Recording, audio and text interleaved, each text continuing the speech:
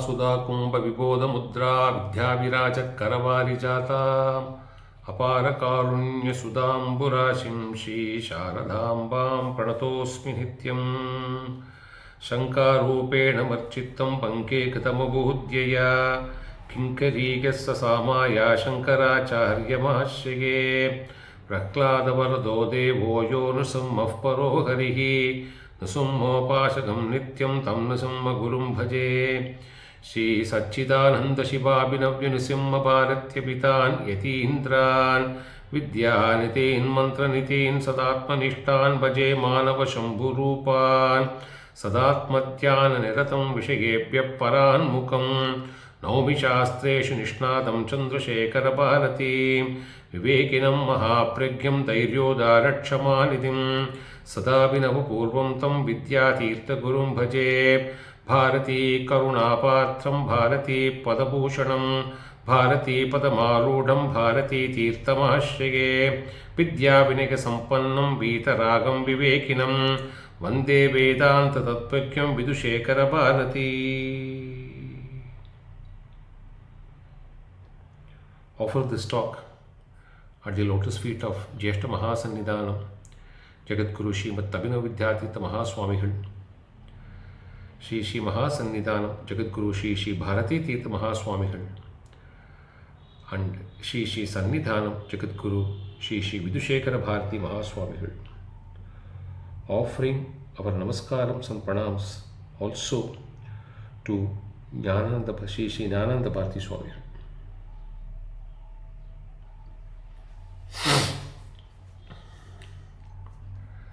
Dear Astikas, Sishyas of the Mutt, and also the devotees and bhaktas and Purvashrama relatives of Sri Gnanananda Bharati Swamigal and the Purvashrama family.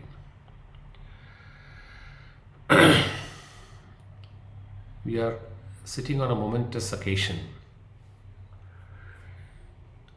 the 50th Aradhana of Swamigal is happening at his Adhishtanam at Mannadi Mangalam. the speaker should have been there personally to offer namaskarams, pranams, and obeisance to Swamigal for whatever Swamigal has done to this speaker.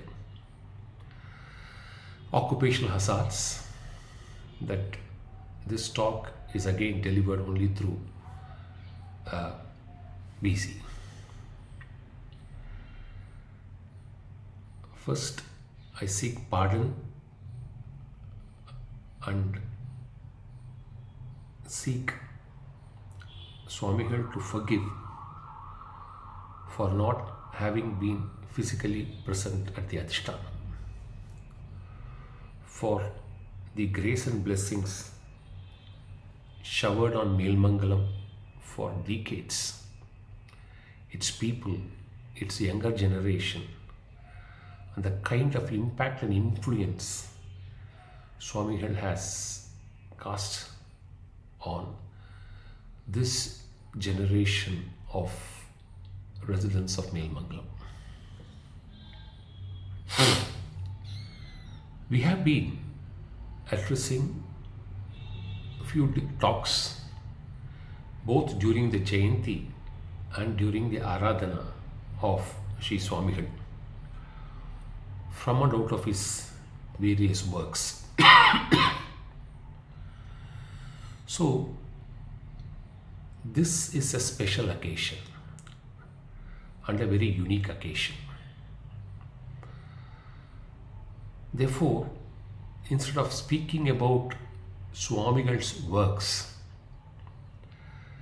we felt it would be more befitting and appropriate if we speak about Swamigal on this occasion.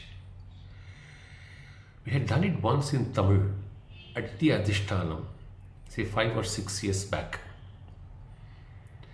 But it's still worth doing it one more time. Because when we read the life history of Swamigal, what impressed was, like his works, when you read his works today and you read it after a few years, you will see an evolution in your thought process. We saw that reading this work after 5 years gap, and there is so much to understand and learn, a lot of new things reading even his life, which is very akin and close to his works, which is always considered to be just exceedingly informative and impactful. So with this background, we are going to see very briefly the life journey of Sri Swamigal in the Purvashrama, fondly called as Krishnan at home and as R. Krishnaswamy Iyer by the world, and from the 3rd of November 1966 as Sri Gnanananda Bharathi Swamigal. The life journey spanned between 26th October 1889 and 9th April 1975, for about 86 years, short of it, 85-86 years. What is important to know is his connect with the Acharya at first, which happened in 1909 when Swamigal was 20 years old. His connect with Sringeri Mutt for the first time, which happened when Swamigal was 27 years old in 1916, and his connect to Sanatana Dharma through his writings and speeches commenced too early when Swamigal was just 31 years old from 1920. Before we speak about Sri Swamigal, we need to refer to two things about Swamigal's Purvashrama father, who again Ramachandra Iyer in the Purvashrama and later become Ramananda Saraswati.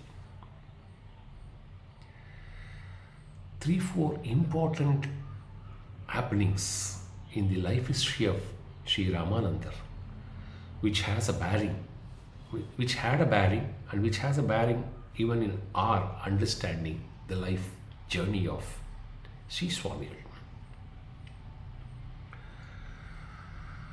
It's not that Gnanananda Swamigal became a sannyasi and he was the first sannyasi in their family. No.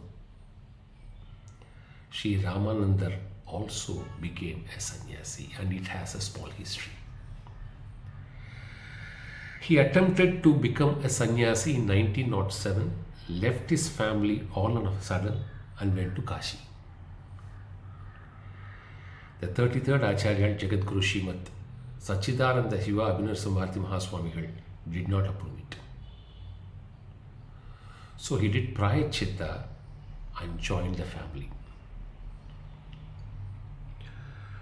During the Chaturmasyam at Papanasham and later at Kalati, the Kumbhabhishekam in 1910, post that Papanasham, Chaturmasyam, one fine day, Sri Ramananda decided to abandon family and then go back to sannyasa.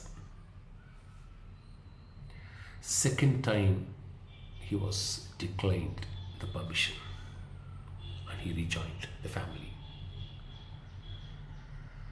And if you see the life history between 1910 and 1922, so many things have happened in the family through him. So the ordainment for a sannyasa is an ordainment which has to come from the Guru at the right time, is something which this life seeks to convey to us. So finally, for the third time in 1922, he got the blessings of the 34th Acharya Jagadguru Srimad Chandrasekhara Bharati Mahaswamigal and took to sannyasa. And his sannyasa was initiated by none other than the then Nilayama Mutt Swamigal, Swami Kamalananda Saraswati. This happened in 1922 and Sri Kamalananda attained Siddhi in 1928. And Sri Ramananda attained Siddhi on 25th December 1936. Sri Kamalananda, even though he was in charge of the Nilayama Mutt, he attained Siddhi at Mahadanapuram, and that's why the Adhishthanam is built there. And Sri Ramananda, even though was only in Kullimalai, and the Adhishthanam is there, they brought the Mrutyugai and built one more in Mahadanapuram, symbolic. And both these Kumbhabhishekams happened in 1941. The defining feature in the life of Sri Ramananda, one of them to be said is Sri Sachidananda Shiva Jagadguru Srimad Sachidananda Shiva Bharati Swamigal gave him a Mahalingam, a Shivalingam for worship.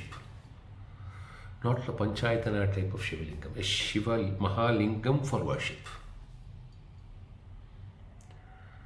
And later in life, this Mahalingam was consecrated as a Shivalingam in a temple for puja by Jagadguru Srimad Chandrasekhara Bharati Mahaswamigal at Mullipallam, which is hardly less than 5 to 10 minutes away from Mannadimangalam. Imagine that design of God, that design of Guru. The family worshipped this Mahalingam as part of their prayers.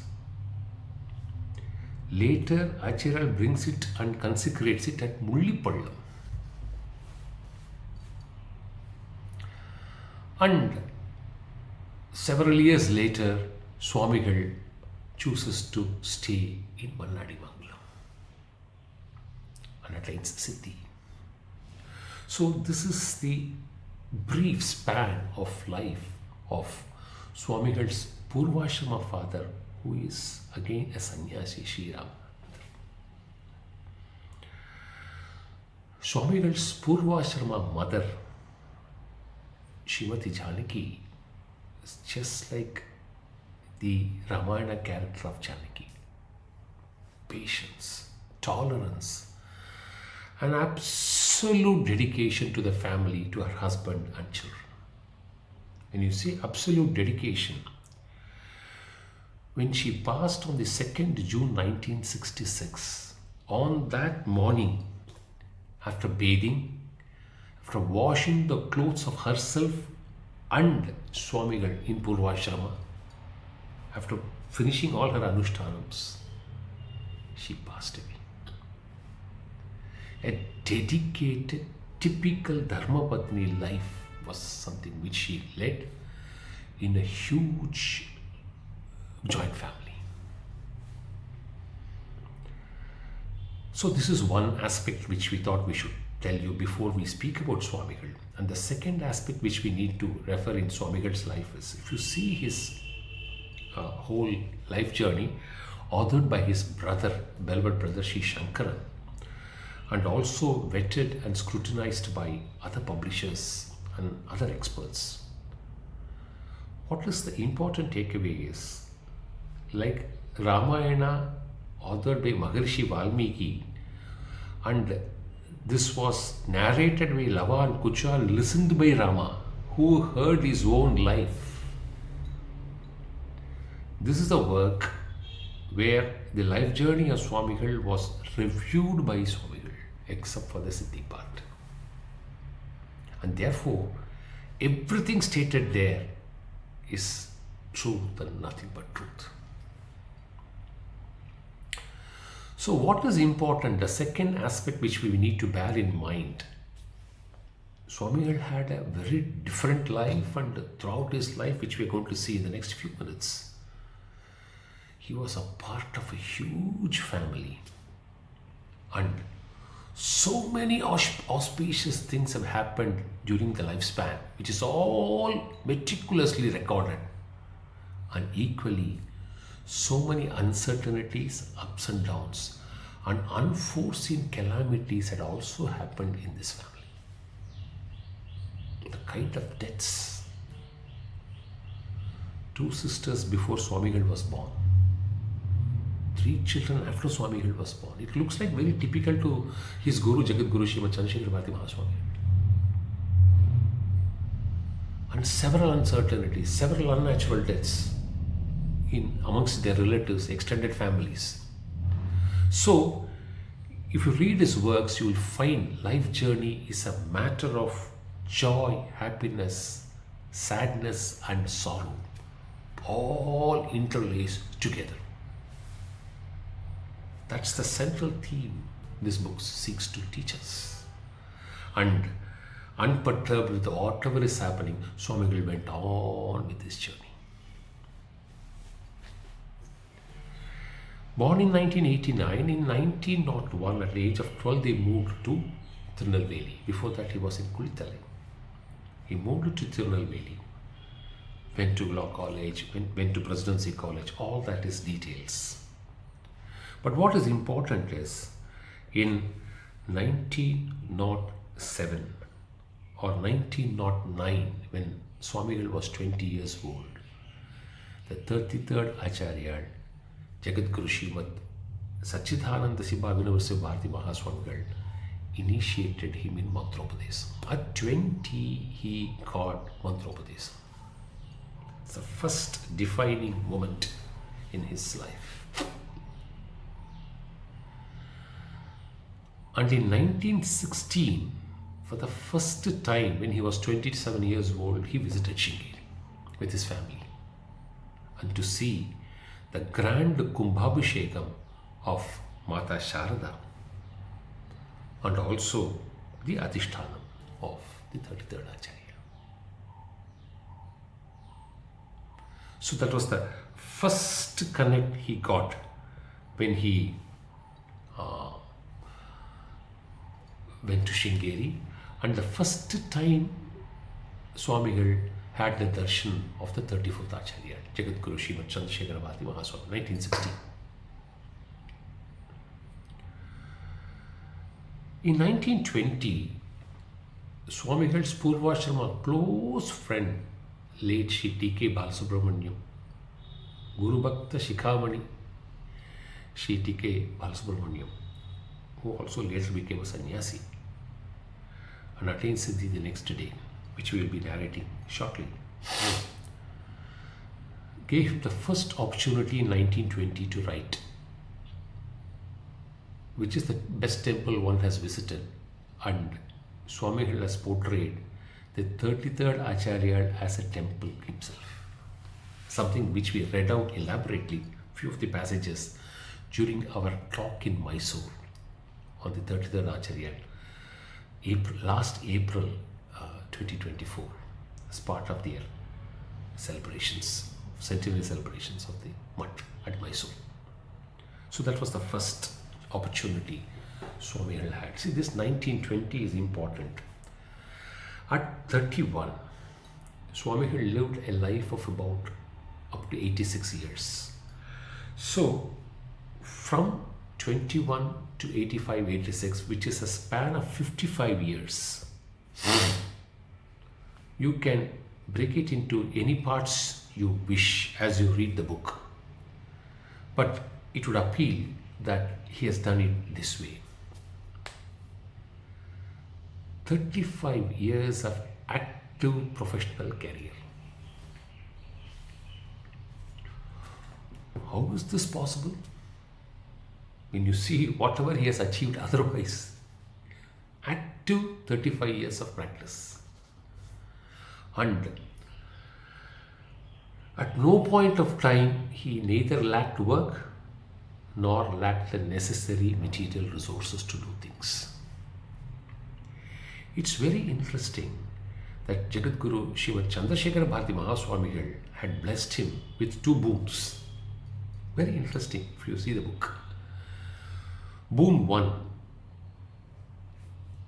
Whatever resources you require to perform or lead your life and the associated activities in which you are part of it, you will get the resources, but you will not be able to save, you will spend. So, if you see the life history, so many functions and actions and activities had to be performed in the family. And Swamigal's Purvashrama father was doing it for a long time, after which Swamigal was doing it for a long time. So money came and money got spent. The first boon, it will come and it will be spent. The second boon is even more important. Whatever dharmic activities you aspire and wish to do in your life journey, and whatever resources or implements or any sort of a help that is needed in terms of manpower, whatever it is, skill, scholarship, whatever you want to do in your life towards Sanatana Dharma, it will all happen. It will all come at the appropriate stage. A grand blessing at a very young age of his life. And Swamigal says in this book, both, he had been experiencing both all throughout his life, without any struggle. The emotional struggle of losing kith and kin has always been there, which he has also referred. The kind of illness people have got in the family. Like in those days, tuberculosis was such a big causing concern disease. So like that. And as we said earlier, uncertain calamities, which were quite frequent in the family. So, 1920, 35 years of active practice, and 1920 to 1975, 55 years of active life in the propagation of Sanatana Dharma. 55, 5.5 decades of life. Because even as a sannyasi, he had authored 2 small concise versions on Shatashloki, one of the Prakarana Gandha. That was the only book written after becoming a sannyasi. Every other work he has completed before sannyasa. So, this 1920 is a defining moment in Swamigal's life. Then what is interesting is, during the yatra of Jagadguru Srimad Chandrasekhar Bharati Mahaswamigal 1924 to 1927, when Srikanta Shastrigal expressed the desire that he has served for 40 years the mutt, and he therefore wanted to go back. Once Acharya returns to Sringeri, he wanted to retire. It seems Acharya has said, yes, I will agree for your retirement, provided R. Krishna Swami here takes your position. So he was offered the position of an administrator after Srikanta Shastrigal, which Swamigal had declined, saying that at this point of time he will not be able to join the mutt, and he is also not that fluent in Kannada to manage it. So he was given that option and he didn't avail that option. But if you see, 3 important things have been happening between 1920, 1927 and more importantly 1937, the 17 years. From 1920 to 1935, for 15 long years, he has been conducting the Summit Confluence on Sanatana Dharma. From 1927 to 1941, as an ordainment of the Acharya, after Acharya visited Kalati, he was monitoring the Shankara Jayanti celebration year on year. And from 1937 to 1960, he has been conducting the annual Sadas at Melmangalam without 1 year interruption, without any interruption even for a year.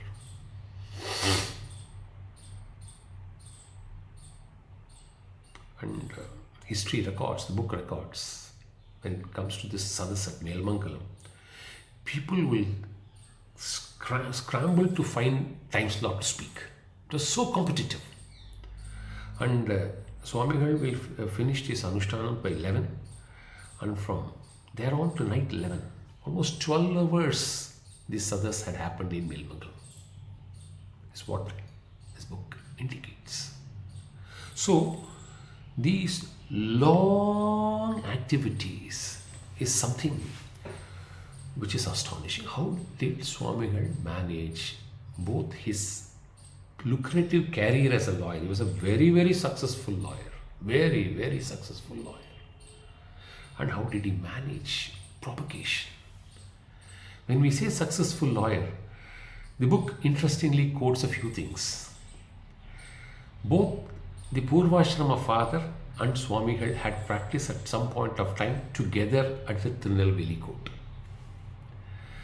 And Purvashrama father will proudly call or address his own Purvashrama son as my learned brother in the court.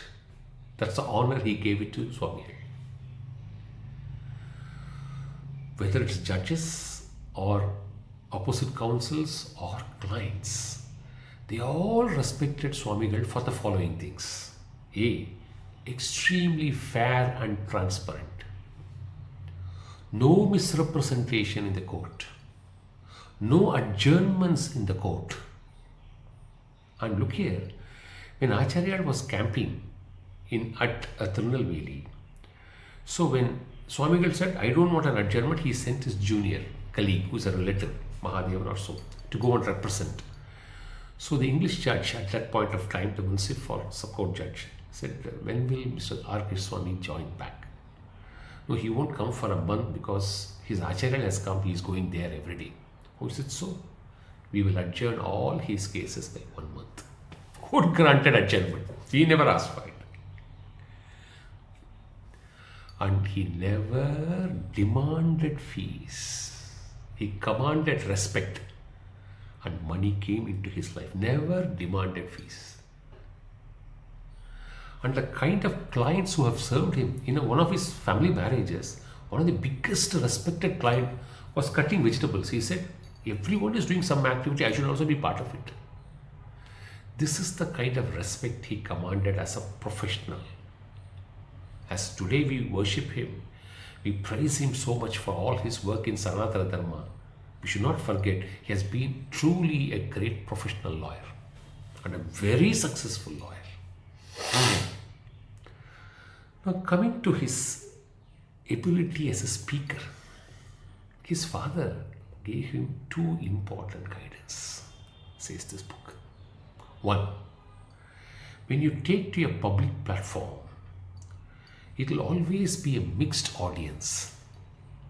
So your standard should be such that people who are not familiar with the subject should be able to understand clearly. That's one parameter you should fix in your mind. It should be simple, effective, and they should comprehend it. The common man, people who are not familiar should comprehend it. That's one guideline. And more importantly, the second guideline, see how he sandwiches it so beautifully. The second bank is the river of speech should flow between these two banks. Second caution he utters is, there will also be scholars. They should not feel you have understated it or you could have spoken better. Ensure you don't make any mistakes when you speak, because assembly will also have scholars. So ensure you don't speak wrongly so that scholars don't come on you. Ensure the common man understands. Your speech has to be through that flow. None of us would have heard Swamigal speak, but all of us read his books, but they are actually speeches. When you read, you will listen the voice of Swamigal. That's the writing pattern. When he writes, does it not impact us? It enters our hearts rather than our eyes, or rather than our ears or our buddhi. It enters our heart, even if it is Vedanta. That's the beauty and character of our style of his writing. 2, the kind of illustrations he gives and daily occurrences which he quotes is so impactful. It will be 1 and 3 very concise books. None of his books have exceeded 200 pages or 150 pages rather. But if you want to read 150 pages, you can deliver a saptaham out of that 150 pages. Pregnant with content, every sentence, every syllable, every word. You will never find something extra or unimportant or irrelevant. So you see him as a professional.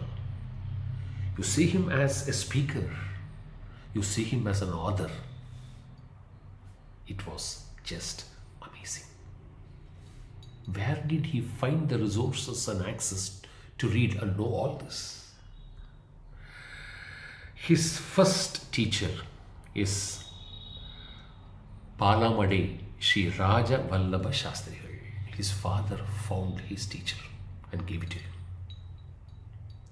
And he owes his initial learnings to him. He has spent considerable time in Sringeri in trances, and therefore Swamigal had access to various books and literature. I don't know how many of you know. In fact, I came to know after reading this book.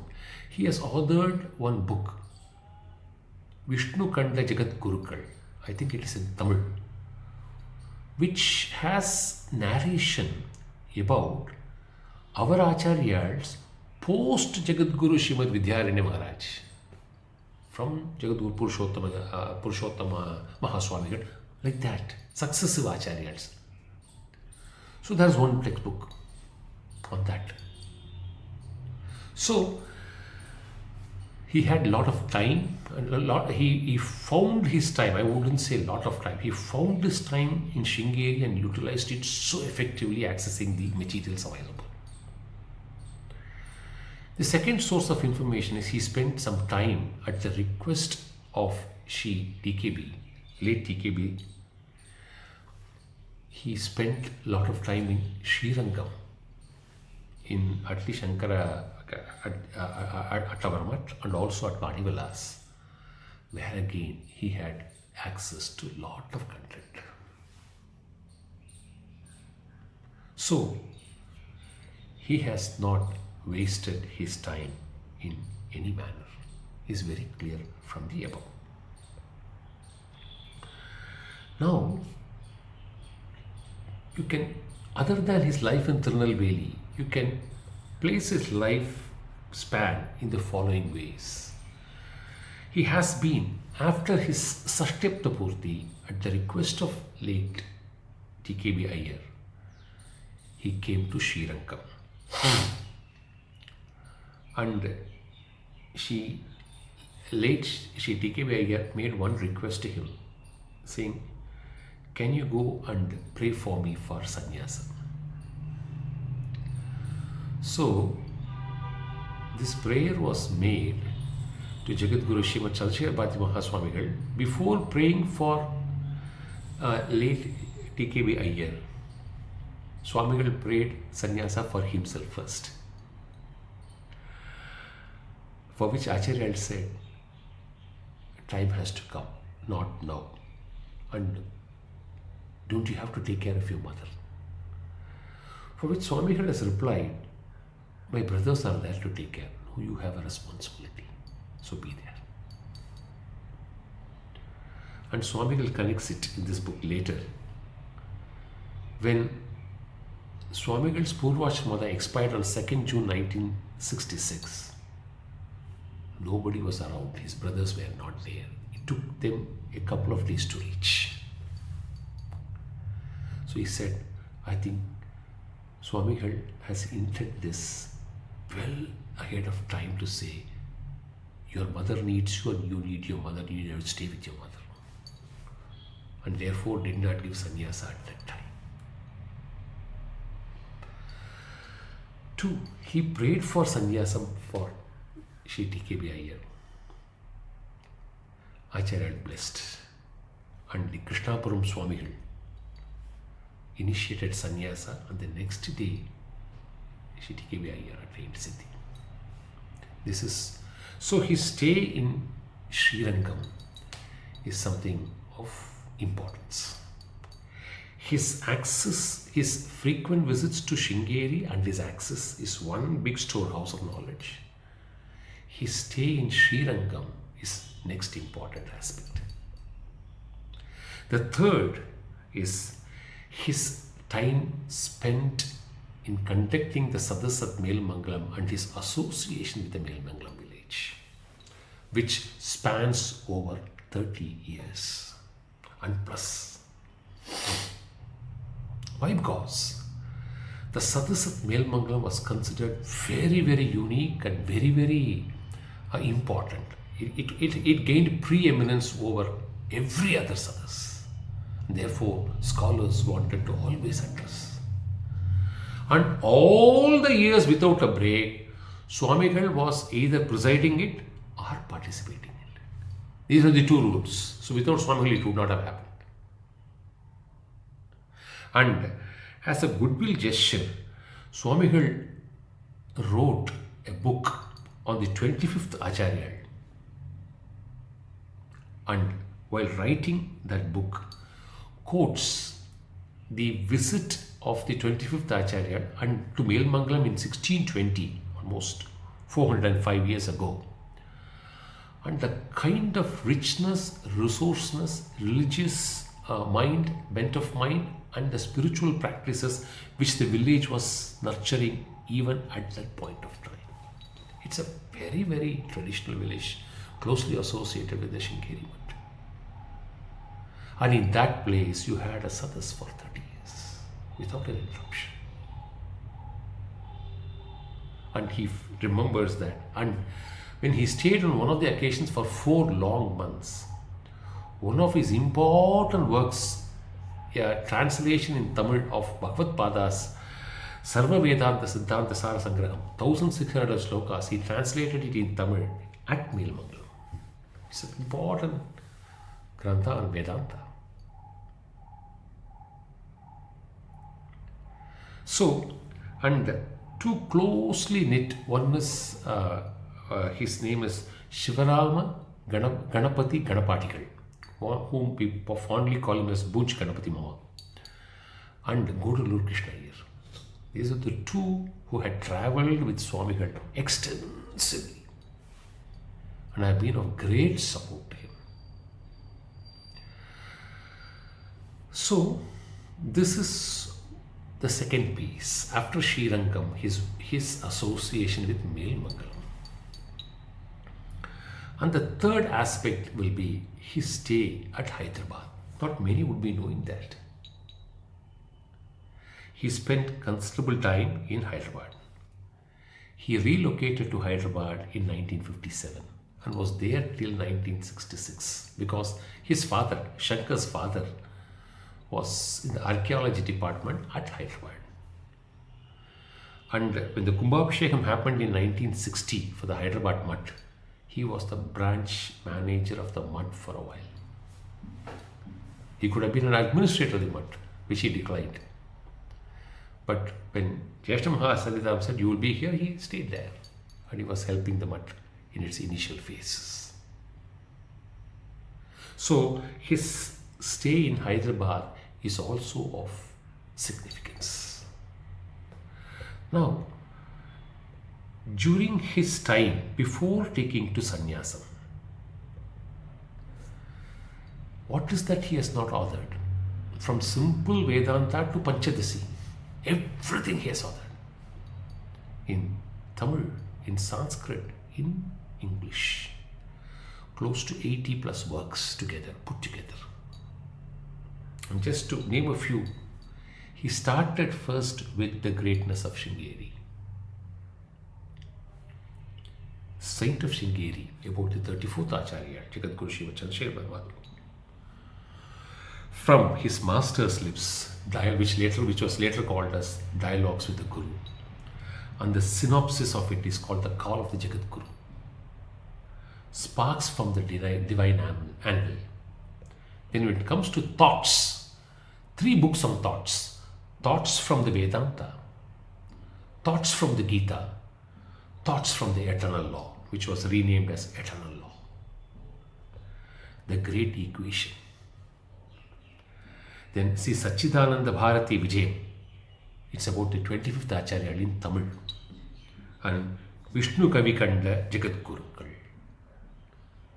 The post-12th Acharya. The history of the post-12th Acharya. And Prakarana Gandha, when you find out that, you will find out as Sarva Vedanta, after Sannyasi he wrote this, after Sannyasi he wrote this Sarva Vedanta Siddhanta Sara Sangraham, he wrote it even before that.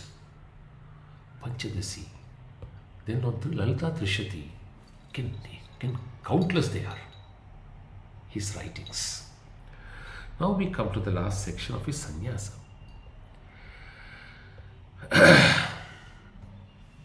Before that, one piece needs to be informed. Jagadguru Srimad Chandrasekhar Bhakti Mahaswamigal attained Siddhi in 1954 and the Adhisthana Kumbhabhishekam happened in 1962. And he almost stayed there for 2 months. But on that day, he couldn't go near the Adhisthana because he was not well. Jyeshta Mahasannidhanam was frank. He found out that he needed a pedestal. Otherwise, the Adhisthana was not looking that elegant or in the needed perception of Acharya. So he was looking for a pedestal. And he found out a set of pedestals, stone carved slabs, bundled in one corner of the world. See the divine will. and he pulled it out.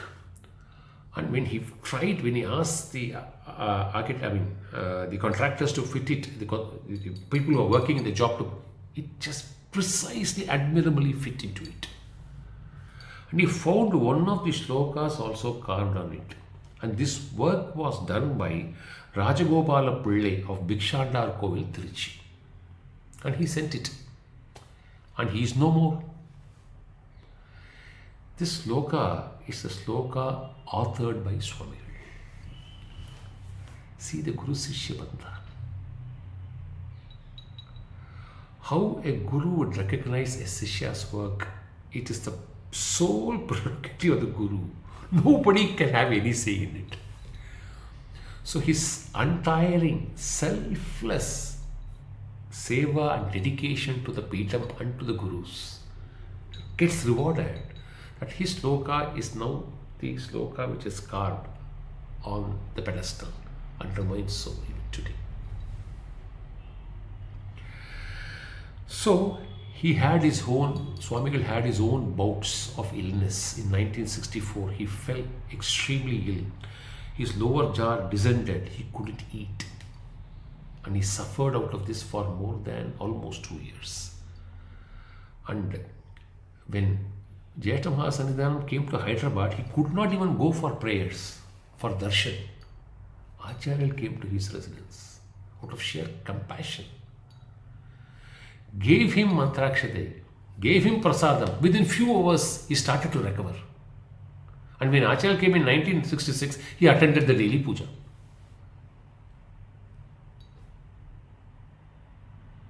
So, he started to develop a desire for sannyasa even earlier, but it all started to take shape slowly in 1966. Before that, he had a darshanam of Acharya at Melmangalam, Jyeshta Mahasannidhanam in 1965. And one more aspect needs to be conveyed before his sannyasa. He had a dream wherein Jyeshta Mahasannidhanam has asked him, have you authored anything on Sri Rama Charanam Mama? For which Acharya replied in the dream, no. So he told this to his Purvashrama wife and said that this is what Acharya. Then she requested him, why do you say no? No, you're right. So, because he used to quote profusely from Ramayana. That's why the book rambles in the Ramayana. What a book. So, just in 27 slokas, from birth of Bhagavan Sri Rama to Pattabhishekam of Sri Bhagavan Sri Rama, completed the entire Ramayana and called it the Sri Rama Nakshatra Mala Stuti. Divine blessings in the dream by Jyeshta Mahasannidhanam. And there is a great providence or coincidence, you can say. Ujjain has been the place where Jyeshta Mahasannidhanam found his Sishya Swamigal, who is now in the 75th year of Vardhanti and 50 years of completion of sannyasa. Our Sri Mahasannidhanam in Ujjain. Sri R. Krishna Swami Ayer, as he then was in the Purvashrama, at the age of, say, 77, went to Ujjain in 1966. Originally, Bhuj Ganapati Mama from Melmangalam was to take him, but he couldn't go, so the Dharmadhikari of the Hyderabad took him. He had the darshanam of Jyeshta Mahasannidhanam, who said, you go to Ganges, go to Varanasi, complete the Kashi trip. So he had been to Kashi when his Purvashrama father went to Kashi. They all went in search of him because he went only abandoning his house for sannyasa. So he has been to Kashi earlier. And he stayed in Kashi for 9 days at the mutt which was built, so the first branch mutt built by Jagadguru Srimad Vidyaranya Maharaj in the 14th century. He stayed there for 9 days.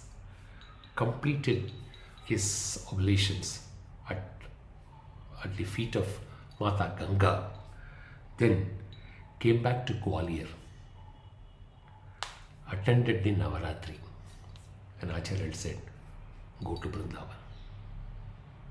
You will get your sannyasam there.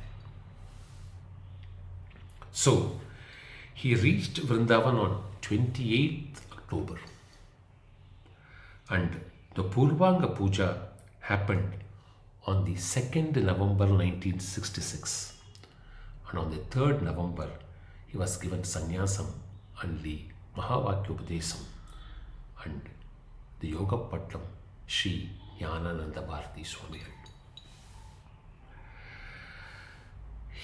His sannyasa was initiated by Sri Sadashivendra Saraswati Swami. And so happy to share, Shivarama Ganapati Gadapadigal was there from Melmangalam, and he prayed to Jyeshta Mahasannidhanam. He will offer the first bhiksha to Swamigal as sannyasi, and the first bhiksha was offered by Melmangalam. This is the connect Melmangalam and Swamigal has. So after completing his sannyasam, Swamigal left on the 4th, came to Delhi, and flew from Delhi, Hyderabad, Chennai, Tiruchirappalli, and reached Kar on 16th November. And performed his first Vyasa Puja on 21st July 1966 at Melmangalam, and chaired the Vidvatsadas. And how did he plan his day? His whole Chaturmasyam, Brahma Sutra Bhashyam every day in the morning, Prakana Gandham discourses in the evening, Jagadguru Srimad Chandrasekhar Bharati Mahaswamigal's Viveka Chudamani text discourse. And more importantly, none of the young boys of the village had food till Swamigal completed bhiksha. This was the discipline practiced. And for Vishwarupa Darshanam, post Chaturmasyam, Swamigal went to Kunnamara Pottai to have the Purvashrama house of the 25th Acharya. Now, his second Chaturmasyam was at Tenkarai in 1967, where, see, Tenkarai, Mannadi Mangalam is all very close to Mullipallam, where the Mahalingeshwarar was consecrated by Jagadguru Srimad Chandrasekhar Bharati Mahaswamigal. And he, in 1967-68, he performed the 100th centenary year because of his Purvashrama father, who is Sri Ramananda Saraswati Swamigal, and performed puja at Mullipallam. From 1968 to 1975, all the rest of the Chaturmasyams were done only at Mannadi Mangalam. On 2nd February 1975, when Sri Mahasannidhanam now and Sri Sannidhanam then came to the Peetham on 11th November 1974, the first trip yatra through Gopi-Chettipalayam was there, and going to Rameshwaram to do the Kumbhabhishekam on 5th February 1975. Both Jyeshta Mahasannidhanam and Mahasannidhanam visited Mannadi Mangalam on 2nd February 1975, only to give darshanam to Swamigal. This is something which Sri Mahasannidhanam has said in his discourse, not anybody else. Sishyara Kaatlanunu Kootinu Vandirukken. I have come here to show the Sishya Swamigal to you. See the good fortune of Swamigal. He has seen 4 acharyas in his life. He got the Mantropadesam, Sri Jagadguru Srimad Satchidananda Bharati, 33rd Acharya. He has spent his lifetime with the 34th Acharya, Jagadguru Srimad Chandrasekhar Bharati Mahaswamigal. He has spent the rest of his life through the guidance of The 35th Acharya Jagadguru Srimad Abhinav-Vidyatita Mahaswamigal, Jyeshta Mahasannidha, and he could have the divine darshan of our Mahasannidha, who was in the Sannidhanam on 2nd February 1975. So, lineage of 4 Jagadgurus had blessed Swamigal in his life journey. And possibly Swamigal was holding his life only for that purpose. So it was a conversation. Those moments have been extremely emotional, and it is captured so beautifully in this book. That dialogue, the way he was worshipping in spite of his ill health, the way Acharyas were showing compassion to him, towards him, because he was feeling so hesitant to be lying half lying and not able to sit, not able to stand. We have come to see the gesture. If you see the life history of Jyeshta Mahasannidhanam, he has extended this gesture to a few rare devotees who have served him and the mud big time, going to their houses, uninformed. So this is one incident. So he was just waiting for that. And this happened on 2nd February 1975. And on 9th April 1975, Swamigal attains Siddhi. And the book captures the kind of Vedic activities that had taken place there and the subsequent year. Unimaginable. And it is so nice that Shankar, his brother and his family, now Shankar shifting permanently to Munnadi Mangalam, have revived this practice after a long gap. And today, as it progresses, yesterday it was Mahaganapati Homam, today it is Maharudra Homams, Maharudra chanting has begun today, and other things are to follow in the next few days, and the Aradhana to take place on the 27th March 2025. So, it's a great revival. If you read the text, you will understand why it's a great revival. And the entire family, Purvashrama family members, headed by Shankar and his brother, needs to be thanked. They have found this for all of us. We are all beneficiaries. We are all beneficiaries. So, this time we chose to speak instead of the works of our Manaseega Guru, Vedanta Guru. We'll speak about our Manaseega Vedanta Guru. This 1 hour should be dedicated to him, and therefore we chose to take this as a topic. When we spoke the first 8 lectures on the Shringeri Guru Parampara, Vande Guru Parampara in 2017, after completing the speech, when this speaker went and prostrated before Shri Mahasannidhanam, can you guide me, what should I speak next? Take Panchadasi and speak. And take Gnanananda Bharati's work, Gnanananda Swamigal's work, and read it. Zero knowledge on Vedanta. No knowledge. Absolutely. No alphabets. Not even the alphabets of Vedanta. So took the book, prayed as you should be our Manaseega Guru, and guide me to speak correctly. And from then on, what the speaker knows is not even a speck or a drop in the ocean when you compare to the Jambavans of scholarship around us. But whatever that speck may be, that speck has been acquired only through the writings of Sri Swamigal and nobody else. The speaker has not referred or gone into any other text, because with so much of inadequacies, the Swamigal's text alone can be imbibed by speakers with so much of incapacity in Vedanta and understood.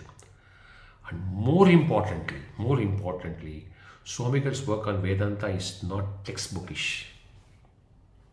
It will give you lifetime changes and experience. And therefore, his works are recommended to all of you. It will change your life. It will change your outlook to life, because it has the blessings of our Acharya. And the works are so penetrating, the kind of illustration, the kind of understanding. Therefore, to come and speak today for an hour is Acharya's grace and Swamigal's Jnana to this Shishya. Can't forget it. Won't forget it. Eternally indebted to Swamigal for all his works, for all his teachings. And therefore will remain indebted to my Manaseega Vedanta Guru, Sri Gnanananda Bharathi Swamigal. This talk should have been delivered in front of his Adhishthana, and this was my desire. I told Shankar, arrange a mic. I should stand in front of the Adhishthana and speak. I don't want to stand anywhere else. I want to be seeing at the Shivalingam and the Adhishthana for 1 hour. This was what was planned. But designs do go every because of your occupational hazards. And I wish Swamigal takes this Samarpanam also with the same kindness and continue to beseech his blessings on this Shishya, on all of us. Sadashiva Samarambam Shankaracharya Madhyamam Asmadacharya Paryantam Vande Guru Parampara. Offering this talk at the lotus feet of Jyeshta Mahasannidhanam Jagadguru Srimad Abhinav Vidyadhita Mahaswamigal, at the lotus feet of Shri Mahasannidhanam Jagadguru Shri Bharathi Tirtha Mahaswamigal, and at the lotus feet of Shri Sannidhanam Jagadguru Shri Vidushekara Bharati Mahaswamigal.